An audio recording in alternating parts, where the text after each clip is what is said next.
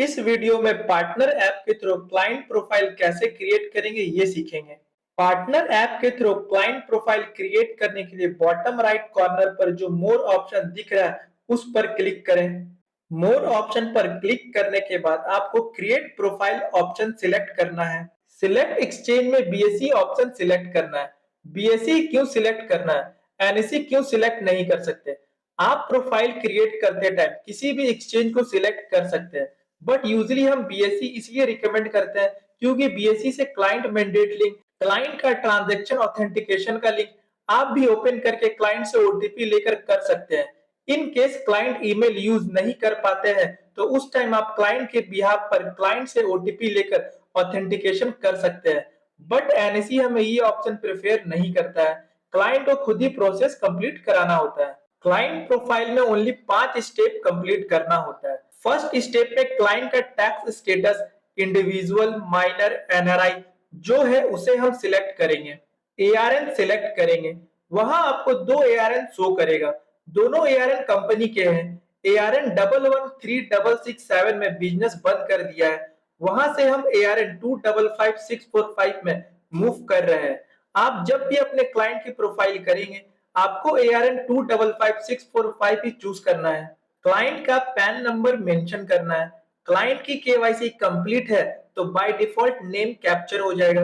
In case KYC complete नहीं है तो केवाईसी करवानी होती है। क्लाइंट का ईमेल और मोबाइल नंबर मेंशन करेंगे। हमें सेल्फ डिक्लेरेशन सिलेक्ट करना होता है, जैसे कि कोई क्लाइंट अपनी वाइफ और चिल्ड्रन के नाम से इन्वेस्टमेंट स्टार्ट करना चाहता है और ईमेल और मोबाइल नंबर अपना मेंशन करना चाहता है तो हमें सेल्फ डिक्लेरेशन में स्पाउस यानी कि हस्बैंड वाइफ या फिर पेरेंट चूज करना होगा।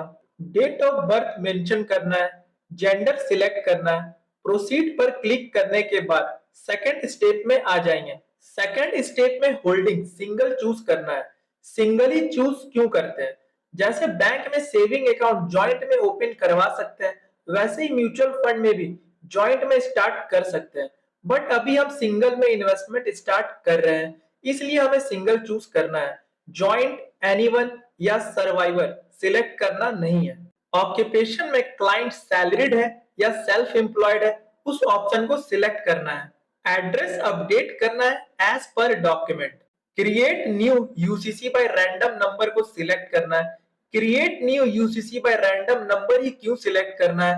स्पेसिफाई यूसीसी सिलेक्ट क्यों नहीं कर सकते हैं? क्योंकि हमारे लिए सारे क्लाइंट इक्वल होते हैं, हमारे लिए कोई भी क्लाइंट स्पेशल या स्पेसिफाई नहीं होते हैं, हम सबको इक्वली ट्रीट करते हैं।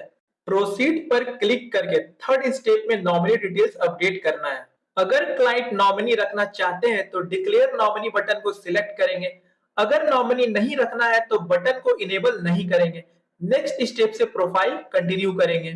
अगर नॉमिनी रखना है तो बटन पर क्लिक करेंगे। कितने नॉमिनी रखने हैं प्रोफाइल में वो सिलेक्ट करेंगे।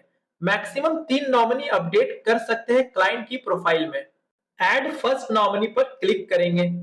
नॉमिनी का नेम, नॉमिनी रिलेशन क्या है क्लाइंट के साथ वो सिलेक्ट करेंगे। परसेंटेज 100 रखेंगे। इन केस एक नॉमिनी है, 2 नॉमिनी है तो हम क्लाइंट के अकॉर्डिंग परसेंटेज सेट करेंगे। नॉमिनी ईमेल और मोबाइल नंबर फिल करेंगे। इन केस नॉमिनी का कॉन्टैक्ट डिटेल्स नहीं है तो क्लाइंट की ही डिटेल्स अपडेट कर देंगे। नॉमिनी का एड्रेस फिल करना है। नॉमिनी का आईडी प्रूफ अपडेट करना है। आधार कार्ड के लास्ट 4 डिजिट या फिर पैन नंबर फिल करेंगे। नॉमिनी माइनर नहीं है तो हम नॉमिनी माइनर बटन पर क्लिक नहीं करेंगे, सेव करेंगे, देन प्रोसीड करके फोर्थ स्टेप करेंगे। फोर्थ स्टेप में बैंक डिटेल्स अपडेट करनी है। आईएफएससी कोड मेंशन करेंगे, ऑटोमेटिकली बैंक सिलेक्ट हो जाएगा। अकाउंट नंबर मेंशन करेंगे। अकाउंट टाइप सिलेक्ट करेंगे। ऐड पर क्लिक करके प्रोसीड कर देंगे। फिफ्थ स्टेप में फटका डिटेल्स अपडेट करनी है। एड्रेस टाइप सिलेक्ट करेंगे।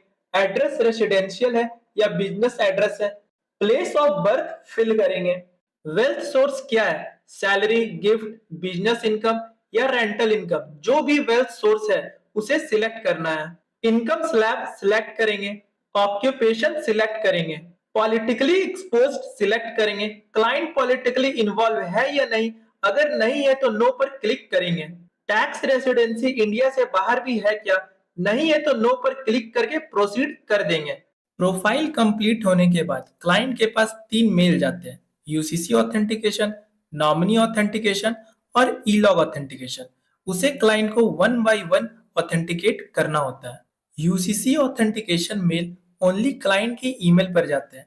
नॉमिनी और ई लॉग ऑथेंटिकेशन क्लाइंट के ईमेल और एसएमएस दोनों पर जाते हैं। यूसीसी ऑथेंटिकेशन का मेल ओपन करेंगे, उसमें जो यूआरएल शो हो रहा है उस पर क्लिक करेंगे। यूसीसी ऑथेंटिकेशन मेल में क्लाइंट की पर्सनल डिटेल्स शो होती है। क्लाइंट का name, tax status, contact details, bank details show होती है। डिटेल्स चेक करके एक्सेप्ट करना होता है। सेकंड मेल नॉमिनी ऑथेंटिकेशन, जिसमें ऑनलाइन ऑथेंटिकेशन और एक यूआरएल है। दोनों सेम है, आप किसी पर भी क्लिक कर सकते हैं। नॉमिनी ऑथेंटिकेशन में नॉमिनी की डिटेल्स शो होती है, उसे चेक करेंगे।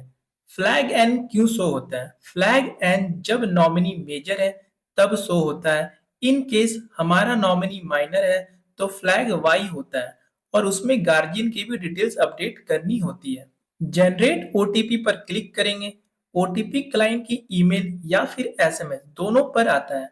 आप किसी भी ओटीपी को फिल करके सबमिट कर दीजिए। थर्ड मेल होता है ई लॉग ऑथेंटिकेशन, जिसमें ऑनलाइन ऑथेंटिकेशन लिखा होता है, उस पर क्लिक करना है। ई लॉग ऑथेंटिकेशन में क्लाइंट की फटका डिटेल्स होती है, उसे चेक करके ओटीपी जनरेट करेंगे। ओटीपी क्लाइंट की ईमेल या फिर एसएमएस दोनों पर आएगा। ओटीपी फिल करके सबमिट कर देंगे। इसके बाद क्लाइंट की प्रोफाइल कंप्लीट हो जाती है।